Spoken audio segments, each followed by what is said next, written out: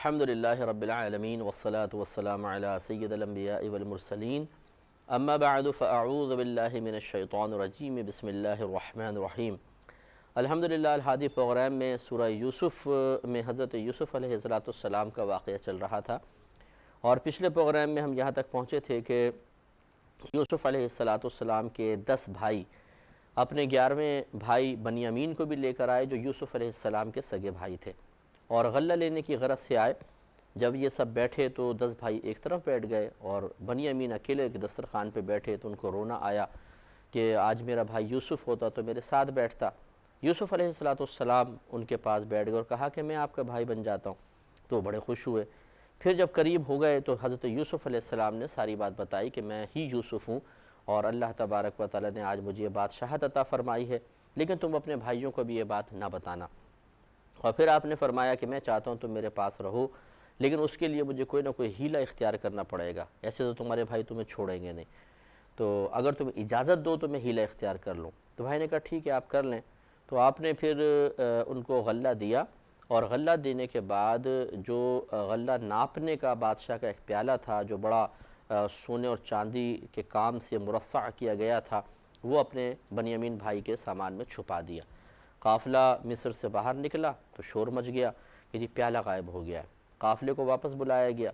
یوسف علیہ السلام کے مصر میں یہ قاعدہ قانون تھا کہ جو چوری کرتا تھا اگر پکڑا جائے تو اس کو مار پیٹ کر اور ڈبل اس سے مال وصول کر کے اسے چھوڑ دیا جاتا تھا۔ لیکن یعقوب علیہ السلام کی شریعت میں اور وہاں کنعان کے اندر یہی قاعدہ قانون جاری تھا کہ اگر چور پکڑا جاتا تھا تو چوری کے مال کے بدلے میں اسے جس کی چوری کی ہے اس کا غلام بننا پڑتا تھا۔ تو یوسف علیہ السلام نے اپنا قانون بیان نہیں کیا بلکہ اپنے بھائیوں کو موقع دیا کہ تم بیان کرو تمہارے ہاں کیا سزا ہے اگر چوری کرتے ہوئے پکڑا جائے۔ تو بھائیوں نے کہا ہمارے ہاں تو بدلہ یہی ہے کہ جس شخص کے پاس سے وہ مال نکلے گا وہی خود اس کا بدلہ بن جائے گا،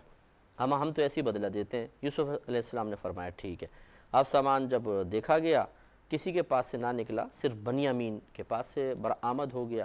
اور یہ ثابت ہو گیا کہ بنیامین نے بظاہر چوری کی ہے۔ یہاں تک ہوا تھا تو اس پہ پھر اللہ تعالیٰ نے ارشاد فرمایا کذالک کدنا لیوسف، ہم نے یوسف علیہ السلام کو اسی طرح تدبیر الہام فرمائی۔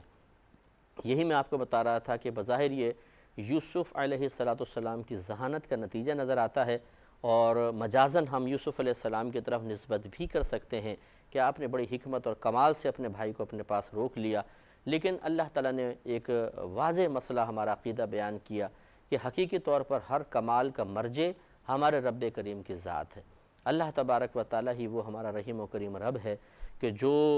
ہر تعریف، ہر خوبی، ہر کمال کا جامع ہے، اور اسی نے یوسف علیہ السلام کے قلب میں یہ ترکیب الہام فرمائی، اور یوسف علیہ السلام نے جب اس کو عملی جامہ پہنایا تو یہ انعام آپ کو دنیا میں حاصل ہو گیا کہ آپ کا بھائی آپ کے پاس رہا۔ ابھی آگے سے بیان ہوگا۔ تو اس لیے ہم اس پر پچھلے پروگرام میں بھی گفتگو کر رہے تھے کہ ہمیں بھی یہ چاہیے کہ اب کسی بھی کمال کو صرف اپنے طرف منسوب کرنے پر ہی محدود نہ رہے،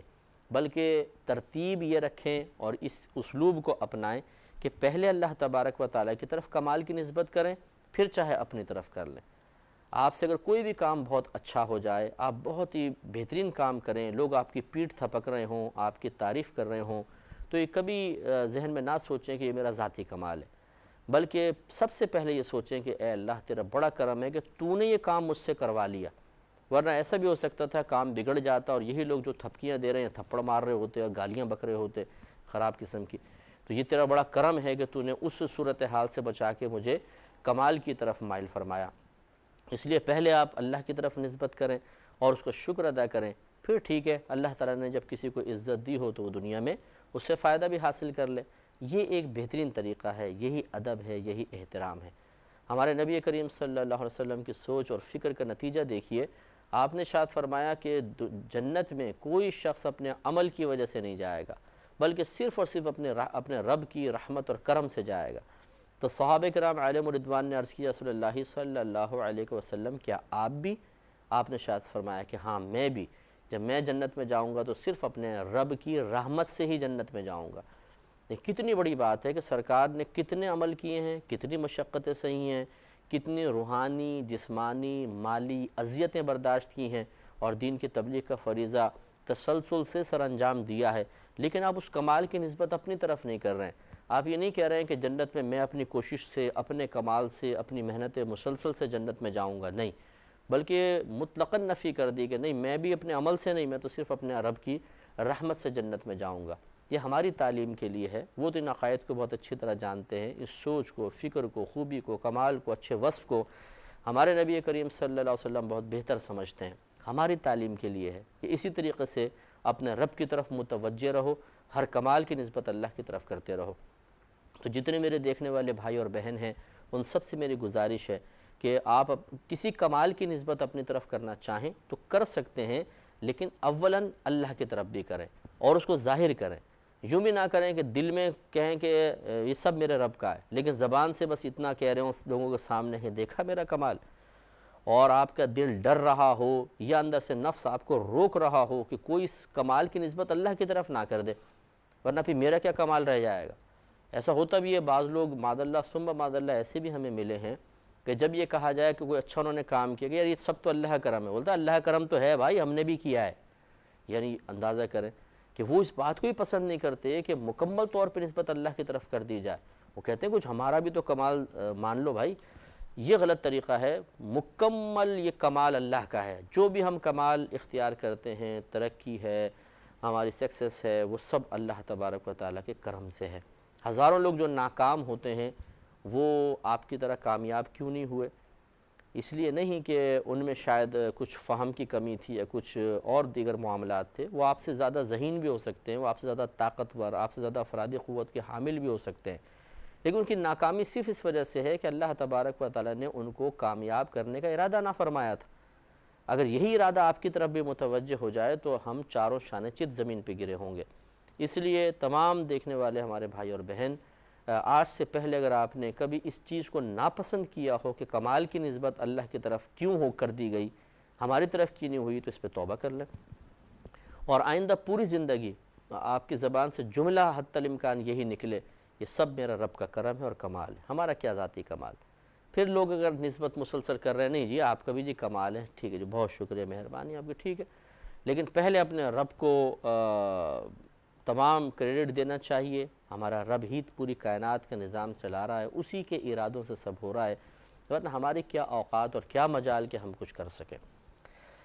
دیکھیں جب ہم کبھی بیمار ہوتے ہیں، ہم چاہتے ہیں کہ جلدی شفا ہو جائے، کیا ہوتی ہے؟ ایک وقت پر ہوتی ہے، بعض اوقات تو پوری پوری زندگی بیچارے لوگ مرض میں مبتلا رہتے ہیں۔ اگر ہم اتنے قدرت اور اختیار والے ہوتے تو آنے والی ہر بیماری کو کھاڑ کر پھینک دیتے، لیکن وہاں ہماری ذہانت، فطانت، تیزی اور عقل مندی یہ سب کے سب اپنی جگہ دھری کی دھری رہ جاتی ہے، اور ہم بے بس اور لاچار سے بستر پہ پڑے ہوتے ہیں۔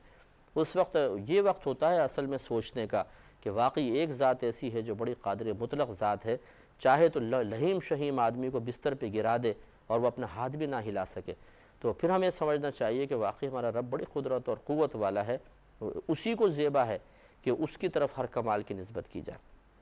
تو بہرحال اللہ تعالیٰ نے فرمایا کذالک کدنا لیوسف، اسی طرح ہم نے یوسف کو تدبیر الہام فرمائی۔ ما کان لیأخذ اخاہ فی دین الملک الا ان یشاء اللہ، اللہ تعالیٰ فرماتا ہے ما کانا، نہیں تھا یہ، لیأخذ اخاہ کہ یہ یوسف علیہ السلام اپنے بھائی کو اپنے پاس روک سکتا، فی دین الملک، بادشاہ کے قانون کے مطابق، یعنی ایسا نہیں تھا کہ بادشاہ کے قانون کے مطابق یوسف علیہ السلام اپنے بھائی کو روک سکتے، کیونکہ قانون تو یہ تھا کہ مارو پیٹو، دوگنا مال لو اور چھوڑ دو۔ اسی لیے یوسف علیہ السلام کو اللہ تعالیٰ فرما رہا ہے ہم نے بہترین تدبیر الہام فرمائی کہ بھائیوں سے پہلے منہ سے نکلوا لیا کہ ہمارے وہاں ایسا ہوتا ہے، اور پھر اس کے مطابق سزا مقرر کرنے کا ارادہ فرمایا۔ لیکن اللہ تعالیٰ نے استثناء فرمایا کہ الا ان یشاء اللہ، مگر یہ کہ اللہ تبارک و تعالیٰ چاہے، یعنی ہونا تو یہ چاہیے تھا یوسف علیہ السلام کے قانون کے مطابق فیصلہ ہو، لیکن اللہ کی مشیت ہی یہ تھی کہ بنیامین یہاں رکے،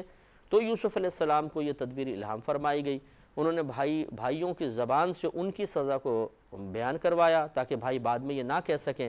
کہ جی آپ اپنی طرف سے سزا دے لیں، انہوں نے تو پہلے خود سزا بیان کر دی، اب تو اس پہ عمل کرنا ہی کرنا تھا۔ تو اللہ تعالیٰ فرماتا ہے کہ نرفع درجات من نشاء، ہم جس کے لیے چاہتے ہیں کئی درجے اس کو بلند کر دیتے ہیں۔ وفوق کل ذی علم علیم، اور ہر علم والے سے اوپر ایک علم والا ہے۔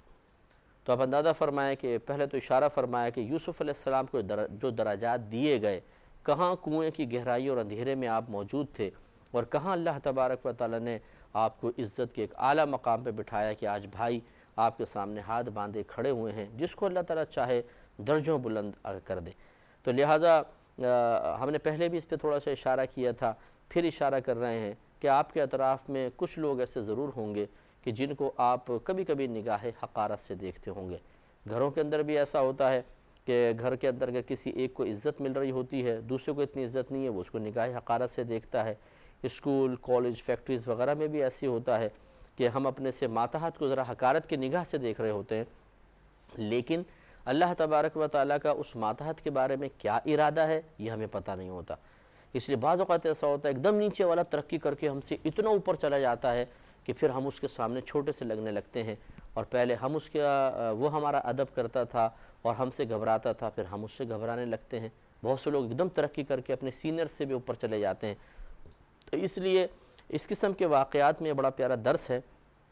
اور اللہ تعالیٰ یہی اشارہ فرما رہا ہے کہ نرفع درجات من نشاء، کہ جس کا ہم چاہتے ہیں اسے کئی درجوں بلند کر دیتے ہیں۔ تو اللہ تبارک و تعالیٰ سے اس معاملے میں بھی ڈرنا چاہیے، اور کسی کو بھی نگاہ حقارت سے نہیں دیکھنا چاہیے کہ یہ میرے قدموں کی خاک، یہ میرے پاؤں تک نہیں پہنچ سکتا۔ جیسے لوگ بول دیتے ہیں تو پاؤں کی جوتی تک نہیں پہنچ سکتا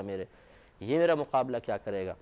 بڑے بڑے بزنس مین اسی طرح چھوٹے بزنس مین کو چیونٹی کی طرح دیکھتے ہیں حقارت کی نگاہ سے، لیکن کبھی کبھی ایسا ہوتا ہے یہ بڑا نیچے گرتا ہے اور چھوٹا ترقی کر کے اوپر نظر آتا ہے۔ اس وقت پھر جو ذلت اور بے عزتی ہوتی ہے، جو شرمندگی ہوتی ہے، جو بڑے بڑے جملے زبان سے نکالے ہوتے ہیں، وہ جملے جب یاد آتے ہیں تو جو ندامت محسوس ہوتی ہے وہ قابل دید ہوتی ہے۔ اس لیے کبھی کسی کو حقیر نہ سمجھیں، کسی کے لیے وقت ایک سا نہیں رہتا۔ ہاں اللہ چاہے تو رہ بھی سکتا ہے، لیکن عموماً ایسا ہوتا ہے کہ تغیرات ہوتے رہتے ہیں۔ ترقی کرنے والا تنزلی کی طرف آ جاتا ہے، اور متنزل یعنی جو تنزلی کا شکار ہے وہ کبھی کبھی ترقی کر کے اوپر آ جاتا ہے۔ تو سوچنا چاہیے کہ آج جس کو ہم حقارت کی نگاہ سے دیکھ رہے ہیں، کل اگر یہ میرے اوپر آ گیا تو کیا ہوگا، اور پھر میں کس قسم کا رویہ اختیار کرنے پر مجبور ہوں گا، مجھے کیا شرمندگی اور رسوائی کا سامنا کرنا پڑے گا۔ اگر پہلے سے انسان اس کے لیے ذہنی طور پہ تیار ہو اور اس کے لیے پھر اچھا لائحہ عمل بھی تیار کرے تو ہمارے حق میں ہی مفید ہے۔ ورنہ بعض اوقات تو لوگ خودکشیاں کر لیتے ہیں، کیونکہ جب وہ ترقی سے نیچے آ گئے اور نیچے والا اوپر چلا گیا تو وہ اتنی ذلت محسوس کرتے ہیں، اور اس کا سامنا کرنے سے وہ اتنا مشکل ان کو محسوس ہوتا ہے کہ اس سے بہتر سمجھتے ہیں کہ میں مر جاؤں۔ ایسے لوگ بھی ہوتے ہیں جو اس ذلت کا پریشر برداشت نہیں کر پاتے، خودکشیاں کر لیتے ہیں۔ تو اس لیے پہلے یہ ماحول بنائیں کیوں کہ ہم کسی کو اتنا حقیر سمجھیں، اسے اتنا ڈانٹیں ڈپٹیں، اسے ذلیل کرتے رہیں کہ جب وہ ترقی کر کے اللہ تعالیٰ کی عطا سے اوپر آئے تو پھر ہمیں شدید شرمندگی کا سامنا کرنا پڑے۔ رویے مناسب رکھنے چاہیے۔ اب دیکھیے ہمارے نبی کریم صلی اللہ علیہ وسلم نے تبلیغ دین فرمائی، 13 سال تک مکی زندگی میں جو اذیتیں آپ کو دی گئیں وہ بس ہم سنتے ہیں اور پڑھتے ہیں۔ آنکھیں بند کر کے کبھی اس ماحول میں کود کر دیکھیے کہ 13 سال کو کم نہیں ہوتے ہیں۔ آج ہمارے بھائی بہن 1 سال 6 مہینے میں بہنیں پریشان ہو جاتی ہیں، طلاق کی باتیں کرنا شروع کر دیتی ہیں، جی میں تو طلاق چاہیے، شوہر نے ناک میں دم کر دیا ہے۔ اس شادی کو کتنا عرصہ ہوا ہے؟ 6 مہینے۔ کتنا عرصہ ہوا جی؟ 3 مہینے۔ تو 3 مہینے میں آپ کی ہمت جواب دے گئی؟ نبی کریم صلی اللہ علیہ وسلم نے 13 سال اذیتیں برداشت کی، اور کس قدر آپ کو نگاہ حقارت سے دیکھا گیا۔ لیکن پھر اللہ تبارک و تعالیٰ نے فتح مکہ کی صورت میں نبی کریم صلی اللہ علیہ وسلم کو دنیاوی ظاہری ایک مزید عروج عطا فرمایا، اور سرکار مکۃ المکرمہ میں داخل ہوئے تو وہی سارے کفار جو آپ کو نگاہ حقارت سے دیکھتے تھے، جنہوں نے آپ کو پتھر مارے تھے، جنہوں نے آپ کو معاذ اللہ کسی نے شاعر، کسی نے ساحر، کسی نے جادوگر، کسی نے کچھ اور کہا تھا، وہ سر جھکائے ندامت سے کھڑے ہیں۔ اور نبی کریم صلی اللہ علیہ وسلم کی بڑی شان ہے، آپ نے ان سب کو معاف کر دیا، لیکن ان کو کتنی شرمندگی اور ذلت کا سامنا کرنا پڑا ہوگا۔ نبی کریم صلی اللہ علیہ وسلم کے کوئی طنز کیے بغیر، ورنہ دنیاوی کو آدمی ہوتا تو بولتا طنز کرتا، پہلے اچھی طرح بھڑاس نکالتا، ان کو ذلیل کرتا، پھر شاید معاف بھی کر دیتا، لیکن نہیں،